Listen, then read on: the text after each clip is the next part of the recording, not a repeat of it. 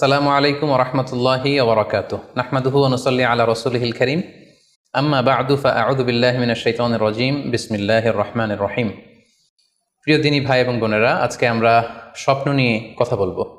ইসলামে স্বপ্নের গুরুত্ব এবং তাৎপর্যের ব্যাপারে আমরা প্রায়ই অনেকের কাছ থেকে শুনে থাকি যে তারা ভয়ঙ্কর কিছু স্বপ্ন দেখে থাকেন এবং অনেকে স্বপ্ন দেখে এই স্বপ্নের ব্যাখ্যা কী হতে পারে বা তাবির কী হতে পারে সেটি জানবার জন্য অনেক সময় আমাদের শরণাপন্ন হন, বা অনেক মানুষ অনেক ধরনের স্বপ্ন দেখে থাকেন। এ ব্যাপারে আমাদের কাছে ওনারা জানতে চান যে এই স্বপ্নের মানে কি, এটার তাৎপর্য কি, এটা অর্থবহ কিনা, বা তাদের কী করা উচিত।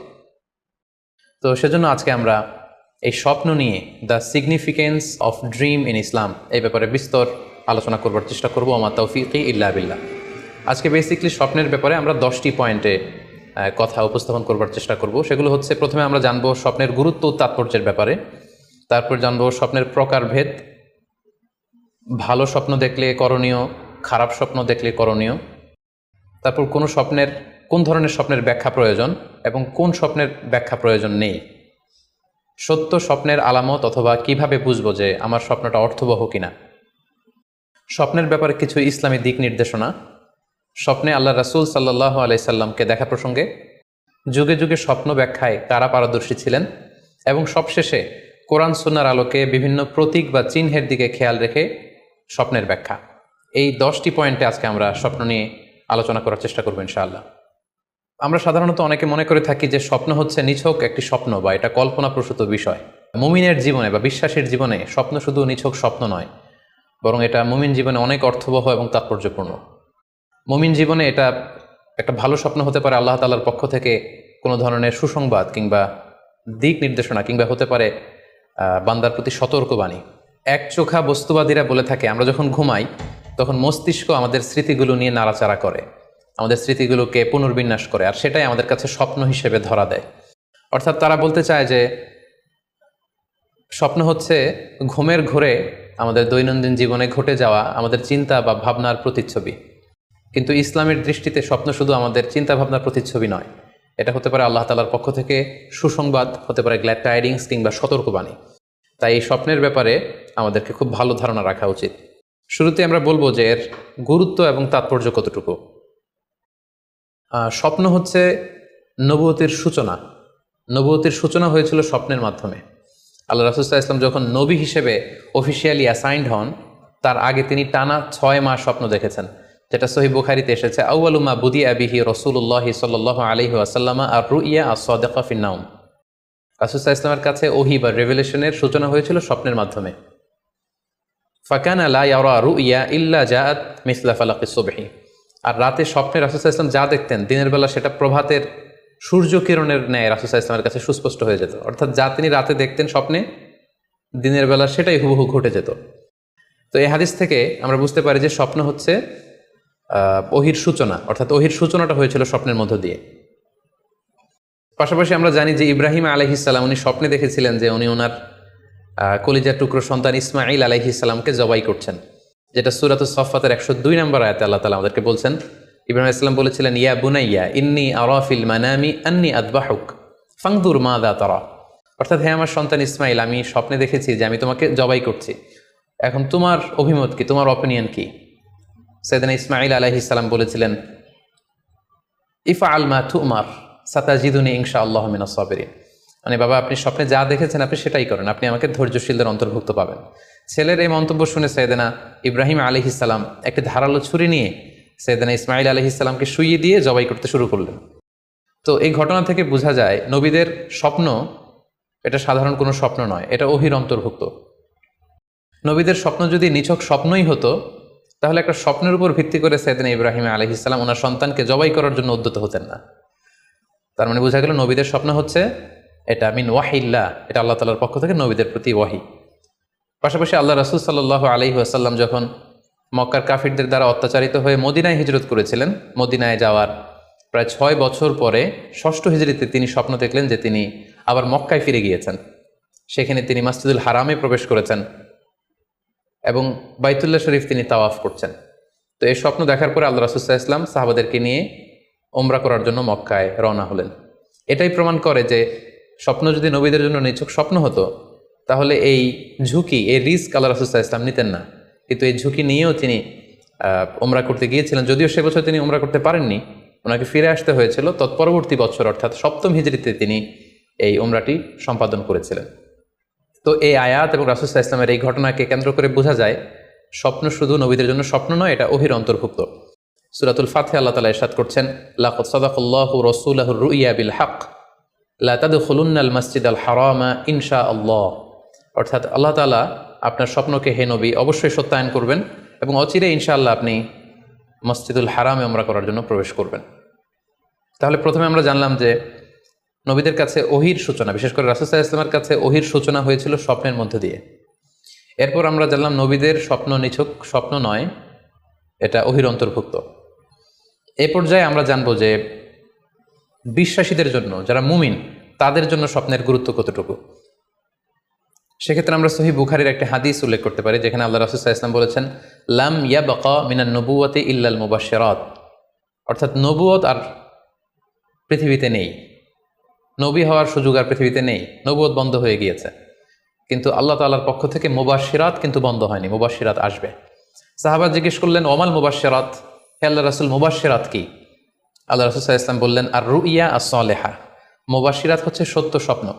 বিশ্বাসীরা যখন রাত্রিবেলা সত্য স্বপ্ন দেখবে, বিশ্বাসীদের জন্য সত্য স্বপ্ন বা সুন্দর স্বপ্ন নিছক স্বপ্ন নয়, এটা আল্লাহ তাআলার পক্ষ থেকে গ্ল্যাড টাইডিংস, সুসংবাদ হতে পারে অথবা সতর্ক করা হতে পারে। এমনকি আল্লাহ রাসূল সাল্লাল্লাহু আলাইহি সাল্লাম বলেছেন যে ভালো স্বপ্ন হচ্ছে নবুয়তির 46 ভাগের 1 ভাগ। সহিহ বুখারীতে এসেছে, আল্লাহর হাবিব সাল্লাল্লাহু আলাইহি ওয়াসাল্লাম ইরশাদ করেন, আর রুইয়া আস-সালেহা জুজউন মিন 46 জুজআন মিনান নবুয়া। অর্থাৎ ভালো স্বপ্ন বা সত্য স্বপ্ন নবুয়তির 46 ভাগের 1 ভাগ। Could you imagine that? কি করে একজন বিশ্বাসীর স্বপ্ন নবুয়তির 46 ভাগের 1 ভাগ হতে পারে? তার মানে মুমিনের স্বপ্ন, একজন বিশ্বাসীর স্বপ্নকে আল্লাহ তাআলা অনেক বেশি গুরুত্ব দিয়েছেন। এটা শুধু স্বপ্ন নয়, এটা হতে পারে আল্লাহ তাআলার পক্ষ থেকে একটা গাইডেন্স, হতে পারে কোনো গ্ল্যাড টাইডিংস, সুসংবাদ, হতে পারে কোনো সতর্কতা বাণী। এজন্য এই স্বপ্নকে, বিশ্বাসীদের স্বপ্নকে আল্লাহ রাসূল সাল্লাল্লাহু আলাইহি ওয়াসাল্লাম নবুয়তির 46 ভাগের 1 ভাগ বলে উল্লেখ করেছেন। কেন তিনি বিশ্বাসীদের স্বপ্নকে নবুয়তির 46 ভাগের 1 ভাগ বলে উল্লেখ করলেন? এর কারণ হচ্ছে, আমরা জানি যে আল্লাহ রাসূল সাল্লাল্লাহু আলাইহি সাল্লাম তিনি নবী হয়েছিলেন কত বছর বয়সে? জি, 40 বছর বয়সে। এবং তিনি পৃথিবী থেকে ইন্তেকাল করেছিলেন 63 বছর বয়সে। অর্থাৎ ওনার নবুয়তির পুরো ডিউরেশনটা ছিল 23 বছর। তাহলে নবুয়তির সময়সীমা ডিউরেশন ছিল 23 বছর। আর নবুয়তি প্রাপ্তির আগে তিনি টানা 6 মাস শুধু স্বপ্ন দেখতেন। তাহলে এই 6 মাসকে যদি আমরা 23 বছর দিয়ে 23 বছরের উপর ভাগ করি, তাহলে এটা 46 ভাগের 1 ভাগ হয়। এবং সে কারণে আল্লাহ রাসূল সাল্লাল্লাহু আলাইহি সাল্লাম সত্য স্বপ্নকে নবুয়তির 46 ভাগের 1 ভাগ বলে ঘোষণা করেছেন। এই পর্যায়ে আমরা জানবো স্বপ্নের প্রকার ভেদের ব্যাপারে। খুব সোজা সাপটা যদি বলতে হয়, তাহলে বলতে হবে যে স্বপ্ন হচ্ছে 3 প্রকার। একটা হচ্ছে আল্লাহ তাআলার পক্ষ থেকে, যেটা আল্লাহ দেখান। আরেকটি হচ্ছে শয়তানের পক্ষ থেকে, যেটি শয়তান মানুষকে দেখায়। আরেকটি হচ্ছে নিজের পক্ষ থেকে, অর্থাৎ সারাদিন আপনি যেটা নিয়ে কনসার্নড, সারাদিন আপনি আপনার চিন্তা ভাবনার মধ্যে যেই জিনিসটাকে স্থান দেন, সেটাই আপনি রাত্রিবেলা দেখেন। অর্থাৎ দিনের বেলা হয়তো কেউ খেলাধুলা নিয়ে খুব ব্যস্ত, সে খুব ফুটবল পছন্দ করে, সারাদিন ফুটবল খেলে। দেখা যাবে যে রাতের বেলাও সে স্বপ্নে দেখছে যে সে ফুটবল খেলছে, অথবা স্টেডিয়ামে যে সে ফুটবল খেলা দেখছে। দিনের বেলা হয়তো সে বাজারে যে ব্যবসা বাণিজ্য করে, রাতেও হয়তো দেখা যাচ্ছে সে যে জিনিসপত্র কিনছে, দরদাম করছে, সেটা তার পক্ষ থেকে। তাহলে বেসিকলি স্বপ্ন হচ্ছে 3 ধরনের, একটা আল্লাহর পক্ষ থেকে, একটা শয়তানের পক্ষ থেকে, আরেকটা হচ্ছে নিজের পক্ষ থেকে, যেটা আমরা সহিহ মুসলিমের একটি বর্ণনা থেকে জানতে পারি, যেখানে আল্লাহ রাসূল সাল্লাল্লাহু আলাইহি ওয়াসাল্লাম ইরশাদ করছেন, আর রুইয়া সালাসা, স্বপ্ন হচ্ছে 3 ধরনের। ফারুইয়া আস-সালেহা বুশরা মিনাল্লাহ, যেটা ভালো স্বপ্ন সেটা হয় আল্লাহর পক্ষ থেকে। ওয়া রুইয়া তাহজিনুন মিনাশ শাইতান, আরেকটা স্বপ্ন থাকে যেটা শয়তানের পক্ষ থেকে, সেটা ভয় দেখানো হয়। ভয়ঙ্কর যদি কোনো দুঃস্বপ্ন দেখে থাকেন, তাহলে এটা আল্লাহর পক্ষ থেকে নয়, এই স্বপ্নটা শয়তানের পক্ষ থেকে। আরেকটি হচ্ছে রুইয়া মিম্মা ইউহাদ্দিসুল মারউ নাফসাহু, আরেকটি স্বপ্ন ব্যক্তি সে নিজের সাথে নিজে স্বপ্নে হয়তো কথা বলে বা এমন কিছু দেখে যেটা সুসংবাদও নয়, যেটা ভয়ঙ্করও কিছু নয়, বরং সারাদিন সে যে বিষয়টি নিয়ে চিন্তা ভাবনা করতো, রাতে সেটার একটা প্রতিচ্ছবি, সেটাই সে দেখতে পাচ্ছে। এটা হচ্ছে নিজের পক্ষ থেকে স্বপ্ন। তাহলে খুব সহজে আমরা এভাবে বলতে পারি যে স্বপ্ন 3 প্রকার, একটা হচ্ছে রাহমানি, আরেকটা হচ্ছে শাইতানি, আরেকটা হচ্ছে নাফসানি। রিপিট, আমি আবার বলছি, স্বপ্নের প্রথম প্রকার হচ্ছে রাহমানি, দ্বিতীয় প্রকার হচ্ছে শাইতানি, তৃতীয় প্রকার হচ্ছে নাফসানি। যেটা রহমানি সেটা রহমানের পক্ষ থেকে আল্লাহ দেখান, আর যেটা শয়তানি সেটা শয়তানের পক্ষ থেকে শয়তান ভীতিকর পরিবেশ তৈরি করার জন্য বা ভয় দেখানোর জন্য যেটা দেখায়। আরেকটা হচ্ছে নাফসানি, যেটাকে বলা হয় আদগাস ও আহলাম, যেটার কোনো মিনিং হয় না, অর্থাৎ নিজের পক্ষ থেকে নিজের চিন্তা ভাবনার প্রতিচ্ছবি। তাহলে শুরুতে আমরা জানবার চেষ্টা করব যে রহমানি, যেটাকে আরবিতে বলা হচ্ছে রুইয়া বা রুইয়া সদেকা বা সলেহা, সেটা কি, এবং সেটা যদি আমরা দেখি সেক্ষেত্রে আমাদের করণীয় কি। এক্ষেত্রে আমরা সহিহ বুখারীর একটি হাদিসকে উল্লেখ করতে পারি, যেখানে আল্লাহ রাসূল সাল্লাল্লাহু আলাইহি ওয়াসাল্লাম ইরশাদ করেছেন, ইযা রাআ আহাদুকুম রুইয়া ইউহিব্বুহা, তোমাদের কেউ যদি কোনো স্বপ্ন দেখে যে স্বপ্নটা সে পছন্দ করে, মানে স্বপ্নটা দেখে he feels good or she feels good, তার ভালো লাগছে, তাহলে বুঝতে হবে ফা ইন্নামা হিয়া মিনাল্লাহ, এই স্বপ্নটা আল্লাহর পক্ষ থেকে, এটা সাধারণ স্বপ্ন নয়, এটা খুবই অর্থবহ স্বপ্ন। তখন সে কী করবে, ফালিয়াহমাদিল্লাহ আলাইহা, সে তখন এই সুন্দর স্বপ্ন দেখার কারণে আল্লাহ শুকরিয়া করবে, ওয়াল ইউহাদ্দিস বিহা, এবং চাইলে এসে এই স্বপ্নের কথা মানুষের কাছে বর্ণনা করতে পারে বা শেয়ার করতে পারে। তাহলে সহিহ বুখারীর এই হাদিসের ভাষ্য অনুযায়ী আমরা যেটা বুঝলাম, আমরা যদি ভালো কোনো স্বপ্ন দেখি তাহলে তিনটি কাজ করা যেতে পারে। প্রথমত আল্লাহর প্রশংসা করা, যেহেতু আমি ভালো একটি স্বপ্ন দেখেছি, আল্লাহ শুকরিয়া বা প্রশংসা আমরা করতে পারি।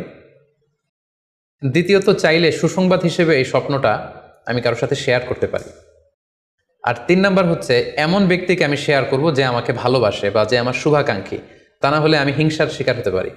কারণ আন-নি'মাতু মাহসুদা, যে কোনো ধরনের নেয়ামতি, আপনি যদি আল্লাহর কোনো বিশেষ মার্সি, ব্লেসিংস বা নেয়ামত পেয়ে ধন্য হন, এটা সবার ভালো নাও লাগতে পারে, এটা সবার অন্তরে সহ্য নাও হতে পারে, ফলে আপনি হিংসার শিকার হতে পারেন। সো ভালো স্বপ্ন দেখলে আপনি চাইলে কারোর কাছে শেয়ার করতে পারেন, সেক্ষেত্রে সে যদি আপনার শুভাকাঙ্ক্ষী হয় বা আপনাকে পছন্দ করে, আপনাকে ভালোবাসে, এরকম কাছের কারোর সাথে আপনি শেয়ার করতে পারেন।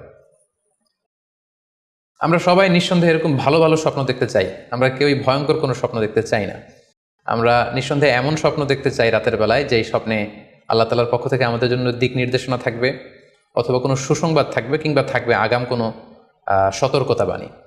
এ জাতীয় ভালো স্বপ্ন যদি আমরা দেখতে চাই তাহলে আমাদের কি করা উচিত? সেক্ষেত্রে সর্বপ্রথম আমাদের যেটা করতে হবে, আমাদেরকে সত্যবাদী হতে হবে। সাধারণত সত্যবাদীদের স্বপ্ন সত্য হয়ে থাকে। যেখানেই সত্য সেখানেই যেন আমার অবস্থান হয়, আমি যেন সবসময় সত্যের পক্ষে থাকি। 2 নম্বর হচ্ছে আকলুল হালাল, আমাকে হালাল খেতে হবে। যারা হালাল খায় তাদের স্বপ্ন সাধারণত সত্য হয় এবং অর্থবহ স্বপ্ন হয়। পাশাপাশি আল্লাহ তাআলার দেয়া যে আদেশ নিষেধ সেগুলো আমাকে মেনে চলতে হবে। 4 নম্বরে রাত্রিবেলা আমি যখন ঘুমাবো আমাকে অজু করে ঘুমাতে হবে।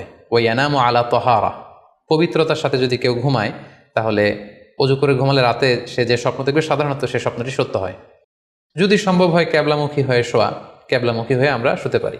এই বিষয়গুলো যদি আমরা এনশিওর করতে পারি, অর্থাৎ সত্যবাদী হওয়া, হালাল খাবার খাওয়া, আল্লাহর দেয়া বিধিনিষেধ সবসময় মেনে চলবার চেষ্টা করা, রাত্রিবেলা অজু অবস্থায় ঘুমানোর অভ্যেস করা, পাশাপাশি ক্যাবলামুখী হয়ে শোয়ার চেষ্টা করা, এই বিষয়গুলো যদি আমরা মেনটেন করার চেষ্টা করি তাহলে আমরা যে স্বপ্নগুলো দেখব সেগুলো সত্য স্বপ্ন হবে বলে আমরা আশা করি। প্রিয় সুধী, এবারে আমরা জানবো স্বপ্নের দ্বিতীয় প্রকারের ব্যাপারে, অর্থাৎ যেটাকে আরবিতে বলা হচ্ছে হলম, বা আমরা বলেছি শয়তানি, যেটা শয়তানের পক্ষ থেকে আসে। সেক্ষেত্রে শয়তান এটা সাধারণত মানুষকে ভয় দেখানোর জন্য, ঘুমের মধ্যে তার কোনো অকল্যাণ করার জন্য যে স্বপ্নটা দেখায়, এটা হচ্ছে শয়তানি। সেক্ষেত্রে সহিহ মুসলিমের একটি হাদিসের কথা আমরা এখানে উল্লেখ করতে পারি। সেখানে আল্লাহ রাসূল সাল্লাল্লাহু আলাইহি ওয়াসাল্লাম বলেছেন, আর রুইয়া মিন আল্লাহ, ভালো স্বপ্ন হচ্ছে আল্লাহর পক্ষ থেকে, ওয়াল হুলমু মিনাশ শাইতান, আর খারাপ স্বপ্ন হচ্ছে শয়তানের পক্ষ থেকে। এখন কেউ যদি আমরা এই ভয়ঙ্কর স্বপ্ন রাতে দেখে ফেলি, যেটাকে আমরা নাইট মেয়ার বলি বা হরর ড্রিম বলি, ভয়ঙ্কর স্বপ্ন বা দুঃস্বপ্ন, যেটা দেখে আমরা খুব হাঁপিয়ে উঠি, আমাদের শ্বাস প্রশ্বাসের গতিবিধি বেড়ে যায়, আমরা খুব ভয় পাই, প্রচণ্ড ভয়ে আমরা আতকে উঠি এবং ঘুম ভেঙে যায় আমাদের, এরকম ভয়ঙ্কর স্বপ্ন যদি আমরা দেখি তখন আমরা কি করব? এ ব্যাপারে কি ইসলামের কোনো দিক নির্দেশনা আছে? হ্যাঁ, অবশ্যই দিক নির্দেশনা আছে। সেক্ষেত্রে আমরা সহিহ মুসলিমের একটি হাদিস উল্লেখ করতে পারি এখানে, যেখানে আল্লাহ রাসূল সাল্লাল্লাহু আলাইহি ওয়াসাল্লাম বলেছেন, ইযা রাআ আহাদুকুম আর রুইয়া ইয়াকরাহুহা, তোমাদের কেউ যদি রাতে এমন কোনো স্বপ্ন দেখে যেটা সে অপছন্দ করে, মানে ভয়ঙ্কর, ভীতিকর দুঃস্বপ্ন যদি সে দেখে, তাহলে ফাল ইয়াবসুক আন ইয়াসারিহি সালাসান, সে যেন তার বাম দিকে 3 বার থুতু ফেলে। ওয়াল ইস্তাইদ বিল্লাহি মিনাশ শাইতানি সালাসান, আর সে যেন শয়তানের ব্যাপারে আল্লাহ তাআলার কাছে 3 বার পানাহ চায় বা আশ্রয় প্রার্থনা করে। ওয়াল ইয়াতাহাওয়াল আন জামবিহি আল্লাযী কানা আলাই, আর যে পাশে হয়ে সে শুয়েছিল সে পাশ চেঞ্জ করে অন্য পাশ হয়ে যেন সে ঘুমায়। সুবহানাল্লাহি বিহামদি, কত চমৎকার দিক নির্দেশনা। এবং সুনানে ইবনু মাজায় আরও একটি সহিহ হাদিস আমরা এখানে উল্লেখ করতে পারি, যেখানে আল্লাহ রাসূল সাল্লাল্লাহু আলাইহি ওয়াসাল্লাম বলেছেন, ইযা রাআ আহাদুকুম রুইয়া ইয়াকরাহুহা, কেউ যদি রাতে খারাপ বা ভয়ঙ্কর কোনো স্বপ্ন দেখে ফালিয়াতা হাওয়াল, সে যেন তার বিছানা চেঞ্জ করে নেয়, জায়গা চেঞ্জ করে নেয়। অর্থাৎ সে যে বিছানায় শুয়েছিল সেখানে না, সে অন্য কোথাও শোবে, অথবা যেই টার্নে শুয়েছিল অন্য টার্নে চলে যাবে, ডানে হলে বায়ে, বায়ে হলে ডানে। ওয়ালিয়াতফুল আন ইয়াসারিহি সালাসান, এবং তার বাম দিকে যেন সে 3বার থুতু ফেলে। ওয়ালিয়াস আলিল্লাহ মিন খৈরিহা ওয়ালিয়াতা আউয়াজ মিন শাররিহা, এবং সে যেন এই স্বপ্নের ভালো দিকটা আল্লাহ তালার কাছে কামনা করে, এবং এই স্বপ্নের মন্দ বা অকল্যাণকর দিক থেকে যেন সে আল্লাহ তালার কাছে পানাহা চায়।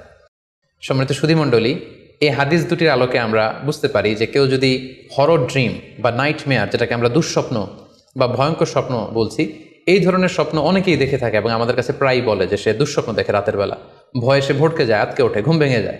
এ জাতীয় দুঃস্বপ্ন যদি আপনারা কেউ দেখেন, সেক্ষেত্রে এই হাদিসের আলোকে আমরা বলতে পারি যে আপনি 6টি কাজ করবেন।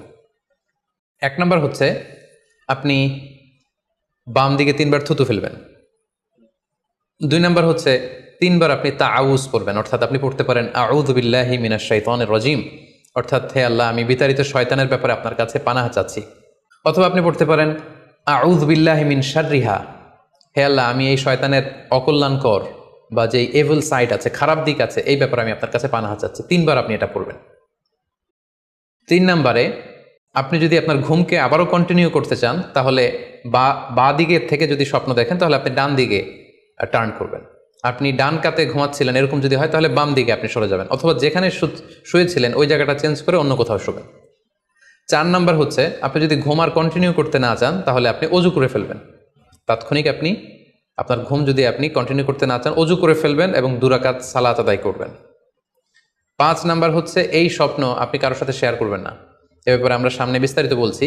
ভয়ঙ্কর স্বপ্ন দেখলে সাধারণত কারোর সাথে শেয়ার করবেন না। যদি শেয়ার করতে হয় তাহলে প্রলিফিক স্কলার, ভালো আলেম, যার এলেম আছে, যার আমল আছে, এরকম লোক, কিংবা আপনার ওয়েল উইশার যারা আছে, আপনার শুভাকাঙ্ক্ষী, এরকম কারোর সাথে শেয়ার করতে পারেন। 6 নাম্বার, যদি সুযোগ হয় আপনি কিছু চ্যারিটি করে দিতে পারেন, দান করে দিতে পারেন, কারণ সাদাকাতু তারুদ্দুল বালা, দান করলে, চ্যারিটি করলে এটা মানুষের বিপদ বা বালা মুসিবতকে দূর করে দেয়। এ পর্যায়ে আমরা শুনবো স্বপ্নের 3 নম্বর প্রকারের ব্যাপারে, অর্থাৎ যেটাকে আমরা বলেছিলাম আদগাস ও আহলাম বা নাফসানি। এটা আল্লাহ তালাও দেখান না, যেটা শয়তানও ভয় দেখানোর জন্য দেখায় না, বরং এটা আমার চিন্তা ভাবনার প্রতিচ্ছবি। এটা সাধারণত অর্থহীন স্বপ্ন আমরা বলে থাকি, এটার কোনো অর্থ হয় না, বা আমার কল্পনাপ্রসূত স্বপ্ন। সারাদিন আমি যেটা নিয়ে ভাবি, যেটা নিয়ে আমি কনসার্ন বা টেন্সড, ওইটাই আমি রাতের বেলায় দেখছি। এ জাতীয় স্বপ্ন যদি আমরা দেখি, তাহলে এই স্বপ্নের কোনো অর্থ নেই, এটাতে কোনো দিক নির্দেশনা নেই, এটা সাধারণত অর্থহীন এবং কল্পনাপ্রসূত স্বপ্ন হয়ে থাকে। এই স্বপ্নের কোনো ব্যাখ্যা হয় না।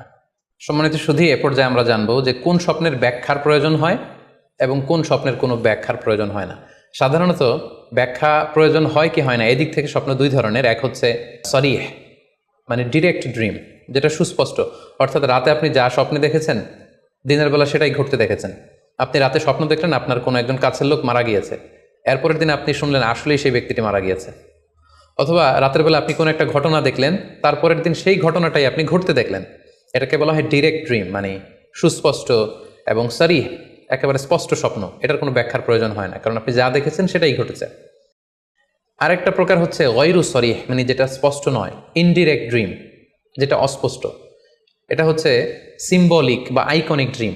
আপনি এমন অস্পষ্ট, আইকনিক বা এমন কিছু সিম্বল দেখেছেন রাতে ঘুমের ঘরে স্বপ্নে, যেটা থেকে সুস্পষ্ট আসলে কিছু বোঝা যায় না, বরং এখানে একটা সিম্বল আছে, এখানে একটা প্রতীক আছে বা আইকন আছে। এই জাতীয় যে স্বপ্নগুলো আছে, সাধারণত এগুলোর ব্যাখ্যার প্রয়োজন হয়, যেহেতু আপনি বুঝতে পারছেন না যে এটা দিয়ে আসলে কি বোঝানো হচ্ছে। সম্মানিত সুধী, এ পর্যায়ে আমরা জানার চেষ্টা করব যে সত্য স্বপ্নের আলামত কি কি, অর্থাৎ কিভাবে বুঝবো যে আমি যে স্বপ্নটা দেখেছি এই স্বপ্নটা সত্য কিনা বা অর্থবহ কিনা। অনেকে আমাদের কাছে জানতে চায় যে আমি এই স্বপ্নটা দেখেছি, এটা কি সত্য স্বপ্ন, এটা কি অর্থবহ স্বপ্ন, বা এটা কি আল্লাহর পক্ষ থেকে কোনো গাইডেন্সমূলক বা দিক নির্দেশনা বা সুসংবাদমূলক স্বপ্ন। কিভাবে আমরা বুঝতে পারি? কিছু আলামত রয়েছে, কিছু নিদর্শন রয়েছে, যেগুলোর আলোকে কিন্তু আমরা সহজেই বুঝতে পারি যে স্বপ্নটা সত্য কিনা। সুনানে আবু দাউদের এক বর্ণনায় আল্লাহ রাসূল সাল্লাল্লাহু আলাইহি ওয়াসাল্লাম ইরশাদ করেছেন, আসদাকুন নাসি রুইয়া আসদাকুহুম হাদিসা। যে ব্যক্তি সত্য কথা বলে বেশি, তার স্বপ্ন সত্য হয় বেশি। তাহলে সহজে আমরা বুঝলাম, আপনি যদি সত্যবাদী হন, সাধারণত আপনার স্বপ্নগুলো জেনারেলি সত্য হবে। সেক্ষেত্রে সত্য স্বপ্ন বা অর্থবহ স্বপ্ন চেনার প্রথম আলামত হচ্ছে এই স্বপ্ন দেখে আপনার ভাল লাগবে। You feel good after seeing the dream. আপনি স্বপ্ন দেখার পরে আপনার খুব স্বস্তি লাগবে, আপনার ভালো লাগবে, আপনার কাছে স্বপ্নটা পছন্দ হবে, খুব ভালো লাগবে স্বপ্নটা। যদি এরকম ফিলিং হয় আপনার, তাহলে আপনি বুঝবেন এই স্বপ্নটা সত্য ছিল এবং অর্থবহ ছিল। 2 নম্বর হচ্ছে true dreams are very short and concise. সত্য স্বপ্ন খুবই শর্ট হয়, কনসাইজ হয়। আরবিতে যেটাকে বলা হয় ওয়াদেহা জালিয়া, খুবই শর্ট, স্পষ্ট, ক্লিয়ার এবং কনসাইজ। অনেকে রাতে অনেক লম্বা লম্বা স্বপ্ন দেখে, লম্বা এপিসোড দেখে, একটার পর একটা ঘটনা দেখতে থাকে, মুভির মতো লম্বা লম্বা ঘটনা সে দেখতে থাকে। এই জাতীয় লম্বা লম্বা ঘটনা যদি আপনি দেখে থাকেন রাতে, বা এপিসোড আকারে একটার পর একটা ঘটনা যেটার সাথে কোনো মিল নেই, এই জাতীয় স্বপ্নের সাধারণত কোনো অর্থ হয় না, এগুলো অর্থবহ স্বপ্ন নয়। অর্থবহ স্বপ্ন চিনার 3 নম্বর আলামত বা সাইন হচ্ছে রিপিটেশন। অর্থাৎ একই স্বপ্ন যদি আপনি বারবার দেখেন তাহলে বুঝতে হবে এটা অর্থবহ স্বপ্ন, এবং এটার মাধ্যমে আল্লাহ তাআলা আপনাকে কোনো দিক নির্দেশনা বা গাইডেন্স দিতে চাচ্ছেন। আপনাকে বোঝার চেষ্টা করতে হবে যে আসলে আল্লাহ তাআলা আপনাকে কি বোঝাতে চাচ্ছেন। তাহলে 3 নম্বর হচ্ছে রিপিটেশন। বারবার যদি কোনো স্বপ্ন দেখেন, এই স্বপ্নটা সত্য হবে এবং অর্থবহ হবে। এটা নট নেসেসারি যে আপনি একাই বারবার দেখেন। একজন মানুষ একটা স্বপ্ন বারবার দেখলে যেমনি অর্থবহ, পাশাপাশি একই স্বপ্ন যদি অনেকে দেখে তাহলে সেই স্বপ্নটাও অর্থবহ। অর্থাৎ আপনি একটা স্বপ্ন প্রায় দিন দেখেন, তাহলে বোঝা যাচ্ছে এটা অর্থবহ স্বপ্ন। অথবা একটা স্বপ্ন অনেক লোক একসাথে দেখেছে, তারপরের দিন একে অপরের সাথে শেয়ার করে বোঝা গেল যে সবাই একই স্বপ্ন দেখেছে, তাহলে বোঝা যাবে এটা সাধারণ স্বপ্ন নয়, এটা অর্থবহ স্বপ্ন, মিনিংফুল স্বপ্ন। যেমন এক্ষেত্রে আমরা লাইলাতুল কদরের একটা হাদিসের কথা উল্লেখ করতে পারি। সহিহ বুখারীতে এসেছে, রমাদান মাসে সাহাবারা স্বপ্ন দেখলেন, অনেক সাহাবা একসাথে স্বপ্ন দেখলেন যে ওনাদেরকে বলা হচ্ছে রমাদানের শেষ দশকের শেষ 7 দিনের যে কোনো একদিন কদর হয়ে যেতে পারে। ওনারা সবাই এসে সাহাবা রিদওয়ানুল্লাহি তাআলা আলাইহিম আজমাইন আল্লাহ রাসূল সাল্লাল্লাহু আলাইহি ওয়াসাল্লামের কাছে বললেন, ইয়া রাসূলুল্লাহ, আমি স্বপ্নে দেখেছি যে বলা হচ্ছে কদরের জন্য রমজানের শেষ 7 দিনকে তালাশ করতে। আরেকজন এসে একই কথা বললো যে ইয়া রাসূলুল্লাহ, আমি দেখেছি রমজানের শেষ 7 দিনে কদর হতে পারে।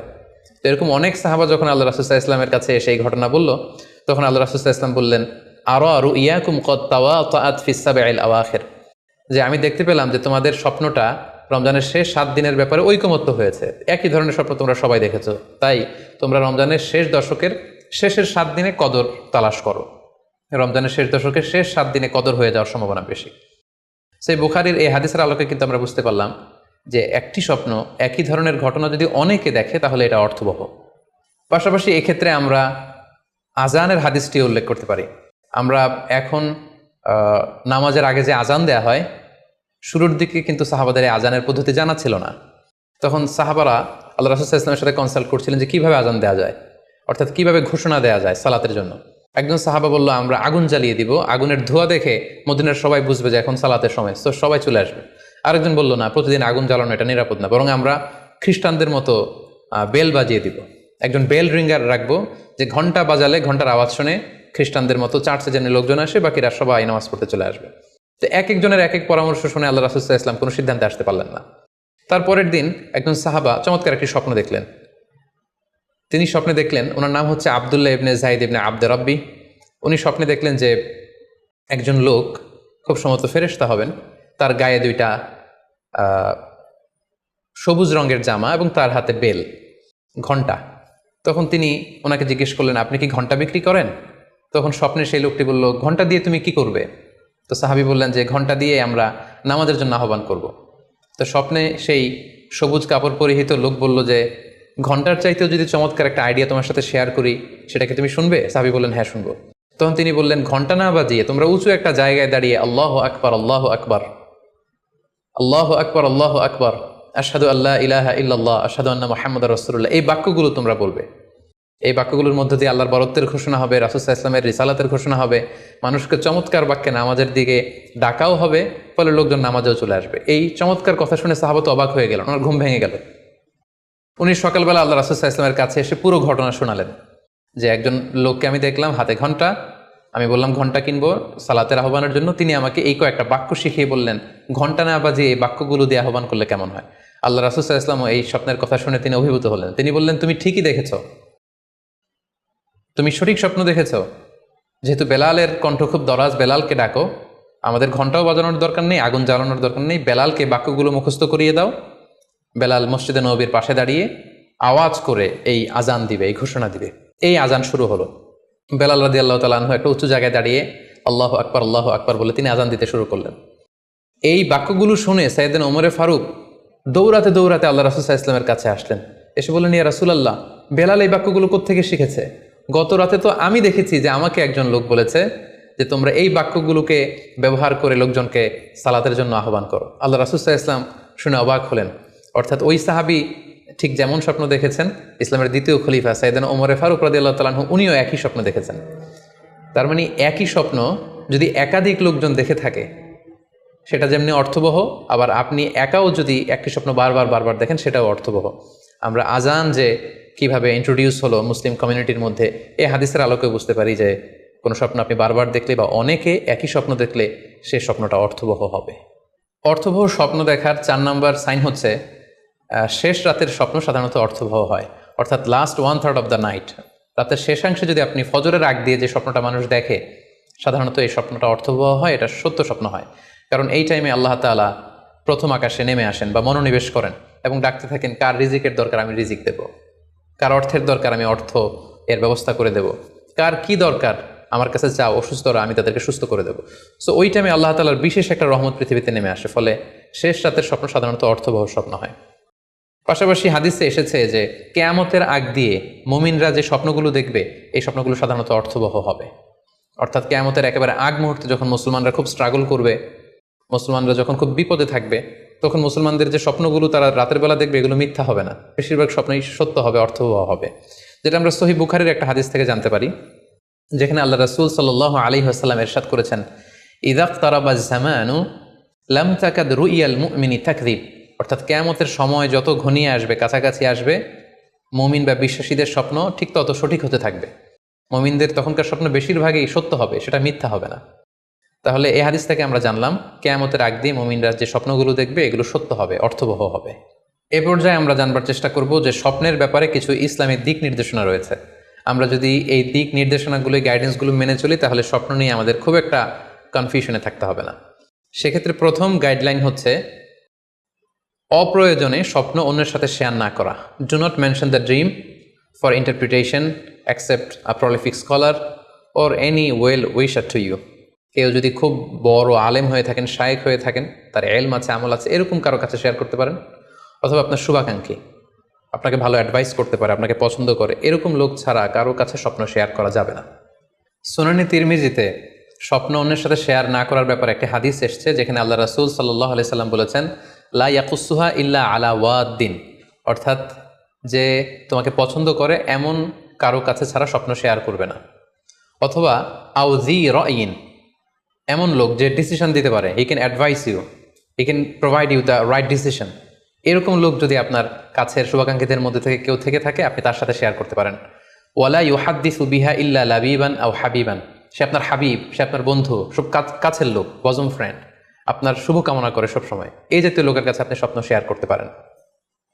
অন্য এক বর্ণনায় এসেছে, ওয়ালা ইয়াকুসুর রুইয়া ইল্লা আলা আলিমিন আও নাসিহ, স্বপ্ন শেয়ার করতে হলে ভালো আলেমের কাছে শেয়ার করো, অথবা নাসিহ, যে তোমাকে ভালো অ্যাডভাইস করতে পারবে, উপদেশ দিতে পারবে, এরকম কারো কাছে শেয়ার করো, অন্য কারো কাছে নয়।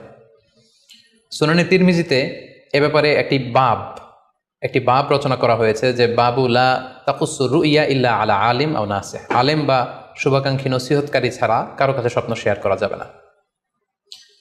এর কারণ হচ্ছে, আমরা আগেই বলেছি যে আপনি স্বপ্নে যদি ভালো কিছু দেখে থাকেন, এটা এমন কারো কাছে যদি শেয়ার করেন যে আপনাকে পছন্দ করে না, তাহলে আপনি হিংসার শিকার হতে পারেন।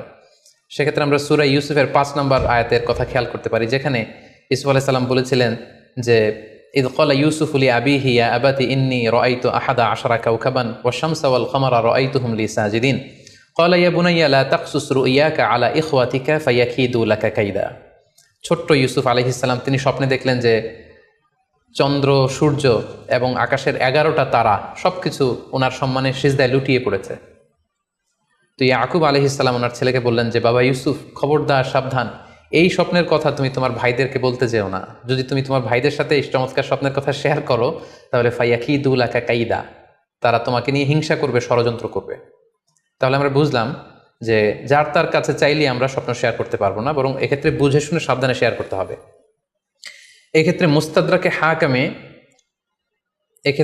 মুস্তাদরেকে হাকিমে একটি চমৎকার হাদিস উল্লেখ হয়েছে, সেটি হচ্ছে কেন যে কারো কাছে স্বপ্ন শেয়ার করা যাবে না, করলে সমস্যা কি। সেক্ষেত্রে বলা হয়েছে যে ফাইন্না রুইয়া তাকাউ আলা মা তুআব্বার, অর্থাৎ স্বপ্নের ব্যাখ্যা তেমনই হয়ে থাকে যেমন এটার ব্যাখ্যা করা হয়। এই ব্যাপারটা কিন্তু সাধারণ কোনো কথা নয়। আপনি একজনের কাছে যার কোনো জ্ঞান নেই স্বপ্নের ব্যাপারে, হুট করে তার কাছে স্বপ্নের ব্যাখ্যা জানতে চাইলেন, আর তিনিও হুট করে এমন একটা ব্যাখ্যা করে দিল, ফলে দেখা যাবে উনি যেটা ব্যাখ্যা করেছেন সেটাই ঘটবে আপনার জীবনে। সো স্বপ্নের কথা যে কারো কাছে বলতে নেই। ফাইন্না রুইয়া তাকাউ আলামা তো আব্বার, কেননা স্বপ্নের ব্যাখ্যা তেমন হয়ে থাকে যেমন এটার ব্যাখ্যা করা হয়। সো ব্যাখ্যা যদি কেউ করতে চান, আপনি ভালো ব্যাখ্যা করবেন, জেনে শুনে বুঝে তার শুভাকাঙ্ক্ষী হয়ে সুন্দর ব্যাখ্যা করবেন, কেননা খারাপ কোনো ব্যাখ্যা করে দিলে সেই ব্যাখ্যাই হয়ে যেতে পারে। স্বপ্নের কথা কেন যে কোনো মানুষের কাছে শেয়ার করতে নেই, তার কারণ হিসেবে আমরা সুনানে দারমির একটি হাদিসকে এখানে উল্লেখ করতে পারি, যে হাদিসটিকে ইবনু হাজার আল আসকালানি উনি ওনার ফাথুল বারিতে হাসান বলে উল্লেখ করেছেন। আল্লাহ রাসূল সাল্লাল্লাহু আলাইহি ওয়াসাল্লামের কাছে মদিনাতে প্রায় একজন নারী এসে স্বপ্নের ব্যাখ্যা জানতে চাইতেন। সে নারী বলতেন যে, ইয়া রাসূলুল্লাহ, আমি প্রায় স্বপ্নে দেখি যে আমার ঘরের একটি পিলার ভেঙে গিয়েছে এবং আমি অন্ধ সন্তান প্রসব করেছি। এই নারীর স্বামী ছিল ব্যবসায়ী এবং সারা বছর ব্যবসার কারণে বিভিন্ন জায়গায় তিনি ঘুরে বেড়াতেন, এবং যখন ফিরে আসতেন যাওয়ার সময় তিনি স্ত্রীকে প্রেগনেন্ট অবস্থায় রেখে যেতেন, অর্থাৎ গর্ভবতী, আর এই বাচ্চাকে পেটে নিয়ে এই নারী সবসময় এই স্বপ্ন দেখতে থাকতেন। তো রাসূল সাল্লাল্লাহু আলাইহি ওয়াসাল্লাম স্বপ্নের ব্যাখ্যা বললেন, তুমি চিন্তা করো না, তোমার স্বামী সহি সালামতে ফিরে আসবে এবং তুমি সুন্দর সন্তান প্রসব করবে, ভালো সন্তান। এভাবেই চলছিল, যতবার তার স্বামী ফিরে আসে, সুস্থভাবে ফিরে আসে এবং সে সুন্দর সন্তান জন্ম দিচ্ছিল। হঠাৎ একবার সে নারী আল্লাহ রাসূল সাল্লাল্লাহু আলাইহি ওয়াসাল্লামের বাসায় এসে দেখলেন যে আল্লাহ রাসূল সাল্লাল্লাহু আলাইহি ওয়াসাল্লাম ঘরে নেই। আম্মাজান আয়েশাকে তিনি বললেন যে, আমি সবসময় এরকম স্বপ্ন দেখি। তখন আম্মাজান আয়েশা বললেন, তাহলে এই স্বপ্নের ব্যাখ্যা জানার জন্যই তুমি রাসূল সাল্লাল্লাহু আলাইহি ওয়াসাল্লামের কাছে আসো, তুমি কি স্বপ্ন দেখো? তখন সে নারী আম্মাজান আয়েশার কাছে খুলে বললেন যে, আমি স্বপ্নে দেখি যে আমার ঘরের একটি পিলার ভেঙে গিয়েছে আর আমি একটি অন্ধ সন্তান প্রসব করেছি। একথা শুনে আম্মাজান আয়েশা রাদিয়াল্লাহু তাআলা আনহা অবাক হয়ে গেলেন। তিনি বললেন, তাই নাকি? তোমার স্বপ্ন যদি সত্য হয় তাহলে ঠিকই তোমার স্বামী মারা যাবে এবং তুমি একজন ফাজের পাপাচারী সন্তান প্রসব করবে। ঠিকই দেখা গিয়েছিল, তার পরের বছর তার স্বামী যখন আসলো, জীবিত আসতে পারেনি, তার স্বামী ইন্তেকাল করেছিল এবং এই নারী যে সন্তান প্রসব করেছিল সেটি ছিল একটি পাপাচারী সন্তান। তো এই ঘটনা আল্লাহ রাসূল সাল্লাল্লাহু আলাইহি ওয়াসাল্লাম শুনে আম্মাজান আয়েশাকে বললেন, আয়েশা, তুমি এটা ঠিক করোনি। তুমি যদি কখনো কারো স্বপ্নের ব্যাখ্যা করো, তুমি ভালো ব্যাখ্যাটা করবে, কখনো মন্দ দিক থেকে ব্যাখ্যা করবে না। হয় চুপ থাকবে, ব্যাখ্যাই করতে যাবে না, আর যদি স্বপ্নের ইন্টারপ্রিটেশন তুমি করতে চাও তাহলে ভালো ব্যাখ্যাটা করবে। সম্মানিত শুধু এজন্য যে কারো কাছে আমরা চাইলেই স্বপ্নের কথা জানাতে পারি না, বরং সে যদি আপনার শুভাকাঙ্ক্ষী হয়, সে যদি স্বপ্ন ব্যাখ্যায় পারদর্শী হয়, সে যদি ভালো আলেম হয়, তাহলে তার কাছে আপনি স্বপ্নের ব্যাখ্যা জানতে চাইতে পারেন। এক্ষেত্রে আমরা ইমাম মুহাম্মদ ইবনে সিরিনের আরও একটি চমৎকার ঘটনার কথা উল্লেখ করতে পারি। মুহাম্মদ ইবনে সিরিন উনি ছাত্রদেরকে নিয়ে একবার তালিম দিচ্ছিলেন। এ সময় হঠাৎ এক নারী এসে বললেন যে, আমি স্বপ্নের ব্যাখ্যা জানতে চাই, মুহাম্মদ ইবনে সিরিন কোথায়? ছাত্ররা বলল, উনি একটু বাইরে গিয়েছেন। আপনি স্বপ্নে কি দেখেছেন? মহিলাটি বলল যে, আমি স্বপ্নে দেখেছি আমার ছেলে সাগর থেকে শুধু পানি পান করছে। হঠাৎ সেই মজলিস থেকে এক ছাত্র বলল, তাই নাকি? আপনি যদি এই স্বপ্ন দেখে থাকেন তাহলে আপনার বাচ্চাটা মারা যাবে। ইমাম মুহাম্মদ ইবনে সিরিন পরবর্তীতে যখন আসলেন, এসে ছাত্রদের কাছে যখন জানতে পারলেন, তখন তিনি বললেন যে, তুমি কেন এই স্বপ্নের ব্যাখ্যা করেছো? কারণ সাগরের লোনা পানি এটা যে সবসময় অযোগ্য, পানের অযোগ্য, ব্যাপারটা এমনটা নয়। সাগরের ভেতরে তো মণিমুক্তাও আছে। বরং আমি হলে ব্যাখ্যা করতাম যে, তোমার ছেলে সাগর থেকে পানি খাচ্ছে, তোমার ছেলে অনেক বড় আলেম হবে। কিছুদিন পরে আরেক লোক এসে মুহাম্মদ ইবনে সিরিনের কাছে জানতে চাইলেন যে, আমি স্বপ্নে দেখছি যে আমার ছেলে সাগর থেকে শুধু পানি নিয়ে খাচ্ছে। তিনি বললেন, আশা করা যায় তোমার ছেলে অনেক বড় আলেম হবে। ঠিকই দেখা গেল কিছুদিন পরে যেই মহিলাটি স্বপ্নের ব্যাখ্যা জানতে এসেছিলেন, তার ছেলেটি মারা গিয়েছে। আর ওই যেই লোক মুহাম্মদ ইবনে সিরিনের কাছে স্বপ্নের সুন্দর ব্যাখ্যা নিয়ে গেলেন, তার ছেলে ওই সময়ের অনেক বড় আলেম হয়েছিল। এই জন্য সম্মানিত শুধু যে কারো কাছে স্বপ্নের ব্যাখ্যা জানতে চাইতে নেই, আর স্বপ্নের ব্যাখ্যা যদি করতে হয় ভালো ব্যাখ্যা করতে হবে, তা না হলে চুপ থাকতে হবে। স্বপ্নের ক্ষেত্রে ইসলামের যে দিক নির্দেশনা, সেক্ষেত্রে আরও একটি দিক নির্দেশনা হচ্ছে, স্বপ্ন কখনো শরীয়তের দলিল হতে পারে না। কেবলমাত্র নবীদের স্বপ্নই হচ্ছে ওহী, কিন্তু আমরা যারা সাধারণ মুসলমান, আমাদের স্বপ্ন কখনো শরীয়তের দলিল হতে পারে না। এটা আপনার জন্য কোনো একটা বিশেষ ধরনের অনুধাবন হতে পারে, আপনার বিশেষ ফিলিংস হতে পারে, আপনার একার জন্য কোনো ধরনের গাইডেন্স হতে পারে আল্লাহর পক্ষ থেকে, কিন্তু এটাকে শরীয়তের দলিল বলে চালিয়ে দেওয়া যাবে না। আমরা প্রায় শুনি অমুক পীর সাহেব একটা স্বপ্ন দেখেছেন এবং তার মুরিদেরা এই স্বপ্নের আলোকে বিভিন্ন কাজ করতে শুরু করেছেন, এটাকে শরীয়তের অংশ মনে করে। খুব রিসেন্টলি করোনা ভাইরাস আউটব্রেকের টাইমে মামুন মারুফ নামে এক ছেলের স্বপ্নের কথা আমরা শুনেছিলাম, যে ইটালিতে সে স্বপ্ন দেখেছে করোনা ভাইরাসের সাথে কথা বলেছে। আসলে এই জাতীয় স্বপ্ন কখনো শরীয়তের কোনো সোর্স বা এভিডেন্স হতে পারে না। খুব রিসেন্টলি বুয়েট থেকে পাশ করা মুশতাক মোহাম্মদ আরমান নামে একজন লোকের কথা আমরা শুনেছি, যে তিনি দাবি করেছেন তিনি ইমাম মাহাদি এবং তিনি দাবি করেছেন যে স্বপ্নে তাকে আল্লাহ তাআলা ইমাম মাহাদি বলে পরিচয় করিয়ে দিয়েছে, ফলে লোকজন এসে তার হাতে বায়াত হচ্ছে। অথবা অনেকে দাবি করে থাকেন যে স্বপ্নে তিনি ফকিরি পেয়েছেন, স্বপ্নে এটা হয়েছে সেটা হয়েছে। এরকম কোনো ধরনের স্বপ্নই কিন্তু শরীয়তের অংশ, শরীয়তের দলিল বা এভিডেন্স হতে পারে না। এ পর্যায়ে আমরা জানবার চেষ্টা করব যে স্বপ্নে রাসূলুল্লাহ সাল্লাল্লাহু আলাইহি ওয়াসাল্লামকে দেখা প্রসঙ্গে অনেকে স্বপ্নে আল্লাহ রাসূল সাল্লাল্লাহু আলাইহি ওয়াসাল্লামকে দেখেন এবং আসলে রাসূল সাল্লাল্লাহু আলাইহি ওয়াসাল্লামকে স্বপ্নে দেখেন কিনা এ ব্যাপারে তাদের মধ্যে অনেক প্রশ্ন থেকে থাকে। এক্ষেত্রে আমরা সহিহ বুখারীর একটি চমৎকার হাদিস উল্লেখ করতে পারি, যেখানে আল্লাহ রাসূল সাল্লাল্লাহু আলাইহি ওয়াসাল্লাম ইরশাদ করেছেন, মান রাআনি ফিল মানামি ফাকাদ রাআনি। যে আমাকে স্বপ্নে দেখলো, আল্লাহ রাসূল সাল্লাল্লাহু আলাইহি ওয়াসাল্লাম নিজে বলছেন যে আমাকে স্বপ্নে দেখলো সে আসলেই আমাকেই দেখলো। কারণ ফাইন্না শাইতানা লা ইয়াতামাসসালু ফি সূরাতি, শয়তান কখনো আমার আকৃতি, আমার শেপ ধারণ করতে পারে না। অর্থাৎ আপনি যদি রাসূল সাল্লাল্লাহু আলাইহি ওয়াসাল্লামকে স্বপ্নে দেখেন তাহলে আপনি রাসূল সাল্লাল্লাহু আলাইহি ওয়াসাল্লামকেই দেখেছেন, আপনি শয়তানকে দেখেননি। কারণ শয়তান কখনো রাসূল সাল্লাল্লাহু আলাইহি ওয়াসাল্লামের আকৃতি ধারণ করতে পারে না। তাহলে এই হাদিসের আলোকে আমরা বুঝলাম শয়তান কখনো আল্লাহ রাসূল সাল্লাল্লাহু আলাইহি ওয়াসাল্লামের আকৃতি বা শেপ ধারণ করতে পারে না। তখন প্রশ্ন হচ্ছে, আসলে আপনি রাসূল সাল্লাল্লাহু আলাইহি ওয়াসাল্লামকে দেখেছেন নাকি অন্য কাউকে দেখেছেন? শয়তান হয়তো রাসূল সাল্লাল্লাহু আলাইহি ওয়াসাল্লামের আকৃতি ধারণ করলো না, একজন সুশ্রী বয়োবৃদ্ধ সুন্দর আকৃতির মানুষের চেহারা ধারণ করে শয়তান এসে বলল যে আমি আল্লাহ রাসূল। তখন আপনি কিভাবে বুঝবেন যে আপনি রাসূল সাল্লাল্লাহু আলাইহি ওয়াসাল্লামকে দেখেছেন নাকি শয়তানের ধারণ করা অন্য কোনো মানুষের আকৃতিতে কাউকে আপনি দেখেছেন? সেক্ষেত্রে বোঝার মাধ্যম হচ্ছে আল্লাহ রাসূল সাল্লাল্লাহু আলাইহি ওয়াসাল্লামের দাড়ি কেমন ছিল, চেহারা কেমন ছিল, চুল কেমন ছিল, দৈহিক গঠন কেমন ছিল, আকৃতি কেমন ছিল, এগুলো কিন্তু আমরা হাদিস থেকে পাই। কিংবা শামাইলে তিরমিজিতে রাসূল সাল্লাল্লাহু আলাইহি ওয়াসাল্লামের বডি স্ট্রাকচার, ওনার চেহারা, ওনার অবয়বের ব্যাপারে বর্ণনা পাই। আপনি স্বপ্নে যাকে দেখেছেন তার চেহারা, আকৃতি এবং বর্ণনা যদি রাসূল সাল্লাল্লাহু আলাইহি ওয়াসাল্লামের দৈহিক বর্ণনার সাথে মিলে যায় তাহলে বোঝা যাবে যে আপনি আসলেই আল্লাহ রাসূল সাল্লাল্লাহু আলাইহি ওয়াসাল্লামকে দেখেছেন। কিন্তু আপনি স্বপ্নে দেখা মানুষটি তার চেহারার সাথে যদি রাসূল সাল্লাল্লাহু আলাইহি ওয়াসাল্লামের চেহারার যে বর্ণনা সেটির সাথে যদি কোনো মিল না থাকে, যদি তার চেহারা রাসূল সাল্লাল্লাহু আলাইহি ওয়াসাল্লামের চেহারার মতো না হয়, শামাইলে তিরমিজিতে যে বর্ণনা আছে সেরকম যদি না হয়, তাহলে বোঝা যাবে আপনি রাসূল সাল্লাল্লাহু আলাইহি ওয়াসাল্লামকে দেখেননি, বরং অন্য কাউকে দেখেছেন। এক্ষেত্রে আমরা মুহাম্মদ ইবনে সিরিনের ঘটনা উল্লেখ করতে পারি।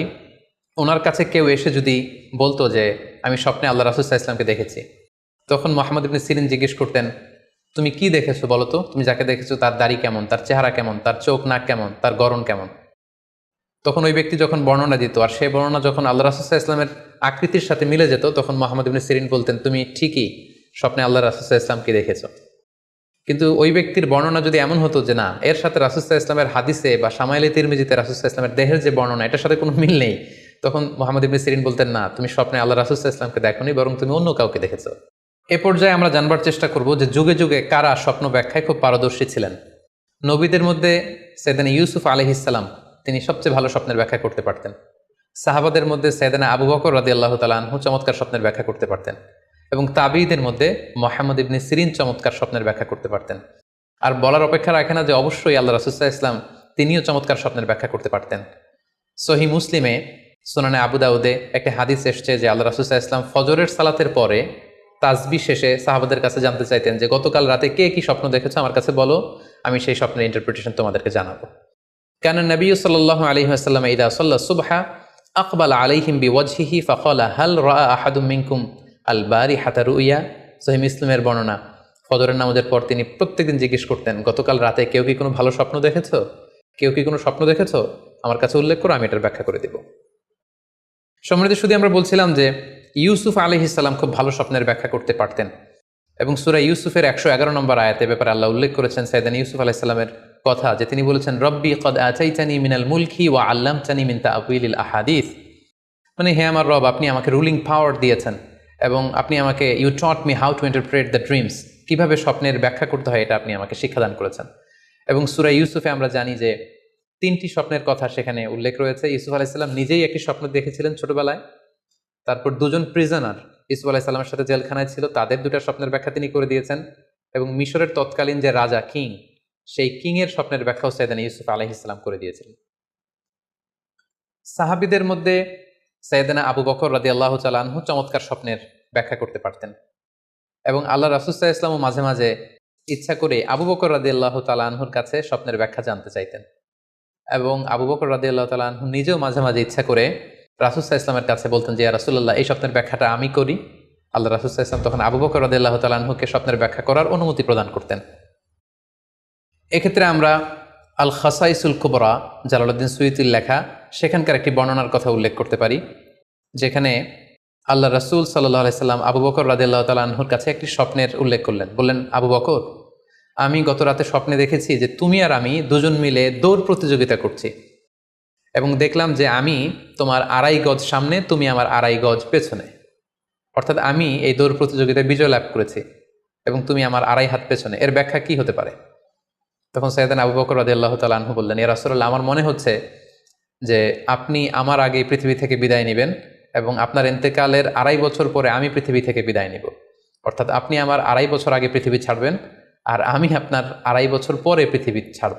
এবং আমরা যদি বাস্তবতা এবং ইতিহাস খেয়াল করি তাহলে আমরা সেটাই দেখব যে আল্লাহ রাসূল সাল্লাল্লাহু আলাইহি সাল্লামের ইন্তেকালের 2.5 বছর পরে সাইয়েদনা আবু বকর রাদিয়াল্লাহু তাআলা আনহু তিনি ইন্তেকাল করেছিলেন।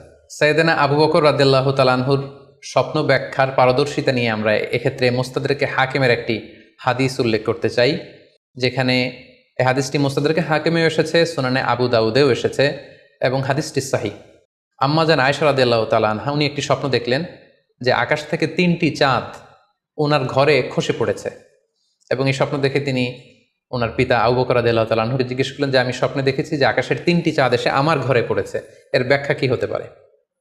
তখন আবু বকর রাদিয়াল্লাহু তাআলা আনহু ওনার কন্যা আম্মা জান আয়েশা রাদিয়াল্লাহু তাআলা আনহাকে বললেন যে এই স্বপ্নের ব্যাখ্যা হচ্ছে এই পৃথিবীর 3 জন মানুষের কবর তোমার ঘরে অবস্থিত হবে।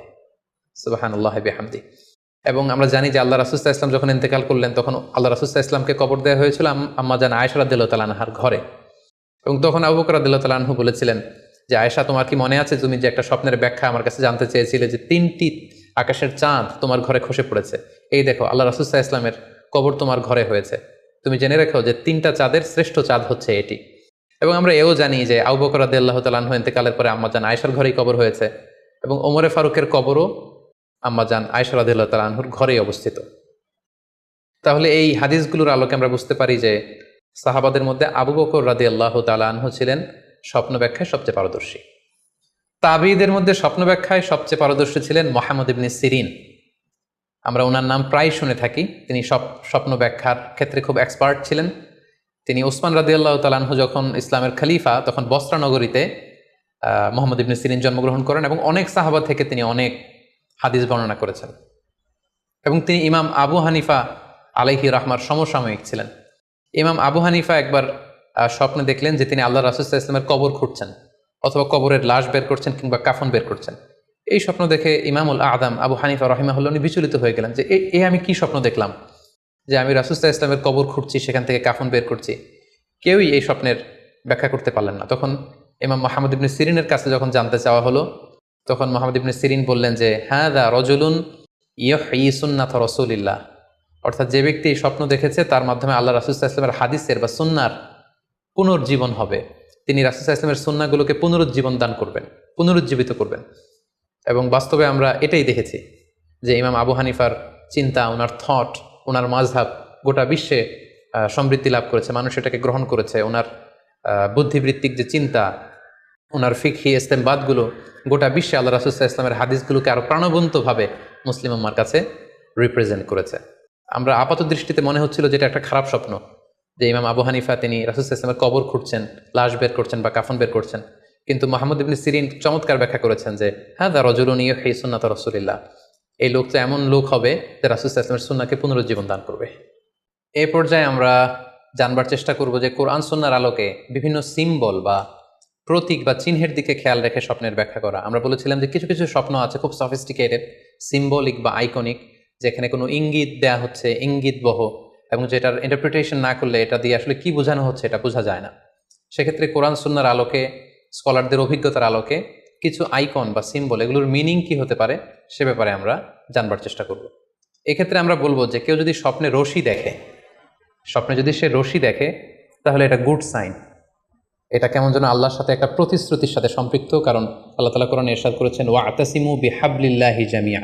আরবিতে রশি আরবি হচ্ছে হাবল, মানে ওয়াতাসিমু বিহাবলিল্লাহি জামিআ, তোমরা আল্লাহর রজ্জু বা রশিকে আঁকড়ে ধরো।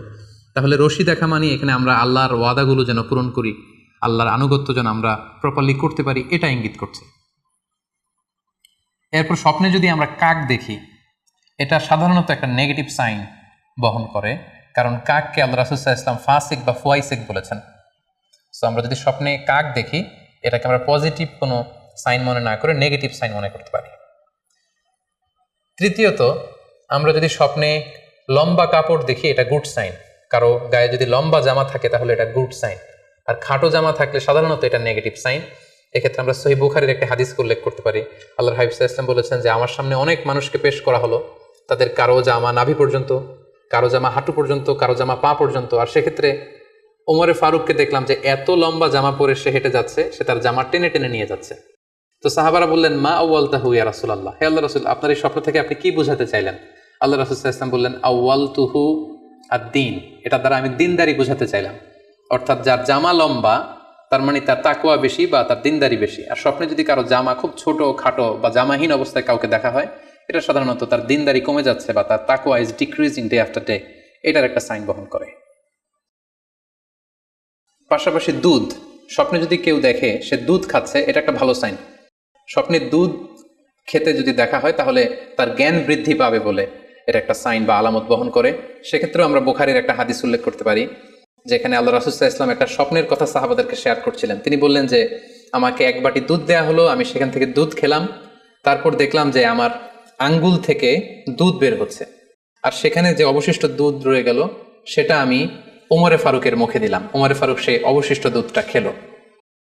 এই স্বপ্নের কথা শুনে সাহাবারা বললেন, মা আউয়ালতা বিহি ইয়া রাসূলুল্লাহ, হে আল্লাহর রাসূল, এটা দিয়ে আপনি কি ব্যাখ্যা করলেন? ফামা আউয়ালতাহু ইয়া রাসূলুল্লাহ, আল্লাহ রাসূল সাল্লাল্লাহু আলাইহি ওয়াসাল্লাম বললেন, আল ইলম, এটা দিয়ে আমি জ্ঞানের ব্যাখ্যা করেছি। অর্থাৎ দুধ হচ্ছে জ্ঞানের প্রতীক।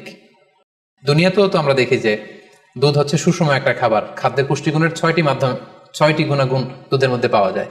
সো কেউ যদি স্বপ্নে দেখেন যে তিনি দুধ পান করছেন, আশা করা যায় এটা তার জন্য ভালো সাইন, তার জ্ঞান বাড়বে বলে আমরা ধারণা করতে পারি।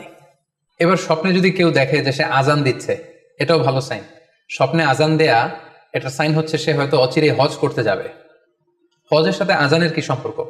এর কারণ হচ্ছে সূরা হজ্জে আল্লাহ তাআলা সাইয়েদনা ইব্রাহিম আলাইহিস সালামকে যখন বলেছিলেন যে তুমি হজ শুরু করো, তখন তিনি বলেছিলেন, ইব্রাহিম তুমি আজান দাও, ওয়া আযযিন ফিন নাস বিল হজ ইয়াতুকা রিজালা ওয়া আলা কুল্লি দামিরি ইয়াতিনা মিন কুল্লি ফাজ্জিন আমিক। অর্থাৎ হে ইব্রাহিম তুমি আজান দাও। ইব্রাহিম আলাইহিস সালাম বললেন, কোথায় আজান দিব? চারদিকে তো মরুভূমি। আল্লাহ তাআলা বললেন, ইব্রাহিম তুমি আজান দাও, এই আজানের আওয়াজ বা শব্দ পৃথিবীর সবার কানে আমি পৌঁছে দেবো।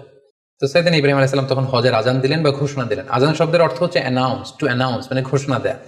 সো আপনি যদি স্বপ্নে দেখেন যে আপনি আজান দিচ্ছেন বা কেউ আজান দিচ্ছে, তাহলে সে অচিরে হজ করবে বা হজ রিলেটেড কোনো একটা ব্যাখ্যা হতে পারে। এভাবে আজানকে হজের সাথে সম্পৃক্ত করা হয়েছে এবং এটা ভালো একটি স্বপ্ন। এবার স্বপ্নে যদি কেউ গর্ত দেখে যে সে গর্ত খুঁড়ছে বা তার জন্য কেউ গর্ত করছে, এটা ষড়যন্ত্রের সাথে সম্পৃক্ত। কেননা আরবি প্রবাদে আছে যে মান হাফারা হুফরাতান ওয়াকা ফিহা, কেউ যদি কারোর জন্য গর্ত করে তাহলে সেই গর্তে সে নিজে আগে পড়বে। তাহলে গর্ত করা মানে অনেকটা কারো বিরুদ্ধে শত্রুতা করা বা ষড়যন্ত্র করার একটা চিহ্ন বহন করে। এবার স্বপ্নে যদি কেউ নৌকা দেখে বা শিপ দেখে, জাহাজ দেখে যে সে জাহাজে আরোহণ করছে বা নৌকায় আরোহণ করছে, এটা তার জন্য একটা ভালো সাইন। সে কোনো বিপদ থেকে মুক্তি পাবে বলে ধারণা করা যেতে পারে। কারণ সূরা আনকাবুতের 15 নম্বর আয়াতে আল্লাহ বলছেন, ফাআনজাইনাহু ওয়া আসহাবাস সাফিনাতি ওয়া জাআলনাহা আয়াতাল লিল আলামিন।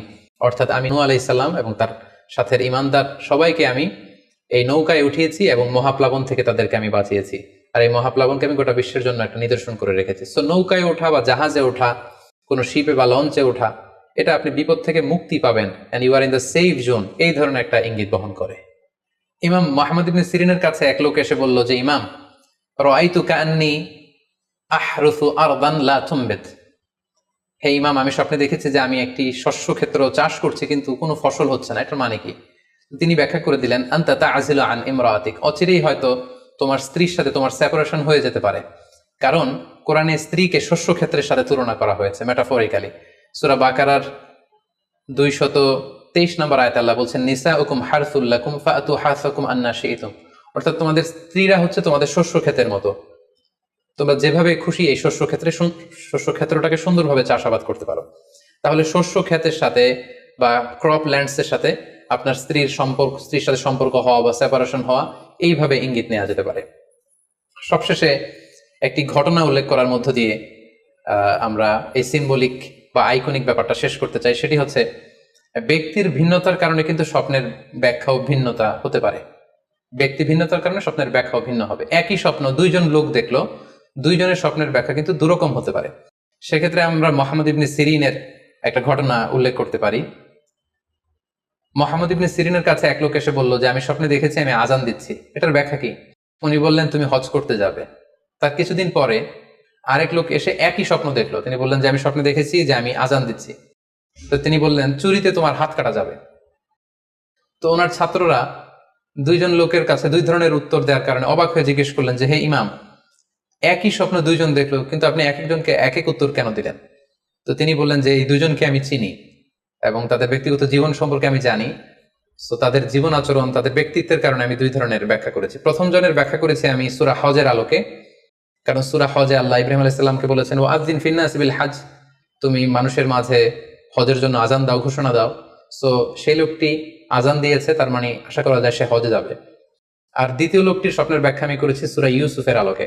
সূরা ইউসুফে একটি আয়াত আছে সুম্মা আযযানা মুআযযিনুন আইয়াতুহাল আইর ইন্নাকুম লাসারিকুন, অর্থাৎ মিশরের কিং এর একটি পানপাত্র চুরি হয়ে গিয়েছিল। ইউসুফ আলাইহিস সালাম ইচ্ছা করে সেটা তার ভাই ইয়ামিনের খাদ্যের প্যাকেটের ভেতরে ঢুকিয়ে দিয়েছিলেন। আর তখন সেখানকার স্টাফরা বা সৈনিকেরা আজান দিয়েছিল, মানে ঘোষণা দিয়ে বলেছিল হে ক্যারাভান, হে কাফেলার লোকেরা, তোমরা চুরি করেছো।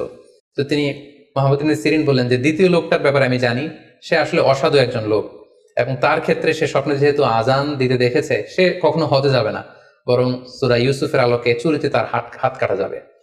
তো এভাবে আমরা কোরআন সুন্নাহর আলোকে বা স্কলারদের যে অভিব্যক্তি সেগুলোর আলোকে স্বপ্নের মধ্যে থেকে যেগুলো সিম্বলিক, আইকনিক, যেগুলো ইঙ্গিতবহ, এগুলোর ব্যাখ্যা আমরা এভাবে করতে পারি। সম্মানিত শুধু এই ছিল স্বপ্ন নিয়ে আমাদের আজকের আলোচনা। আমরা এই আলোচনা থেকে বুঝতে পারলাম যে স্বপ্ন তিন ধরনের হতে পারে। কোনোটা আল্লাহ দেখান দিক নির্দেশনার জন্য বা সুসংবাদ স্বরূপ, কোনোটা শয়তানের পক্ষ থেকে ভয় দেখানোর জন্য, আর কোনোটা হচ্ছে আমাদের চিন্তা ভাবনার প্রতিচ্ছবি। আর স্বপ্ন যতটা সম্ভব অন্যের কাছে না শেয়ার করতে পারলেই ভালো। বিশেষ করে যদি আপনি ভয়ঙ্কর দুঃস্বপ্ন দেখে থাকেন, সেক্ষেত্রে এমন লোকের কাছে আপনি শেয়ার করুন যে আপনাকে পছন্দ করে, যার কোরআন সুন্নাহর জ্ঞান আছে, যার মধ্যে এলেম আছে, আমল আছে।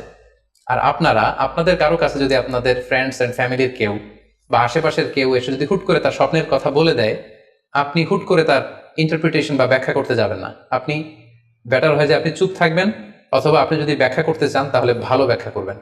আল্লাহ তাআলা আমাদের সবাইকে কথাগুলো বুঝার ও আমল করার তৌফিক দান করুক। হাযা মা ইনদি ওয়াল ইলমু ইনদাল্লাহ আলাইহি তাওয়াক্কালতু ওয়া ইলাইহি উনীব। ওয়াসসালামু আলাইকুম ওয়া রাহমাতুল্লাহি ওয়া বারাকাতুহু।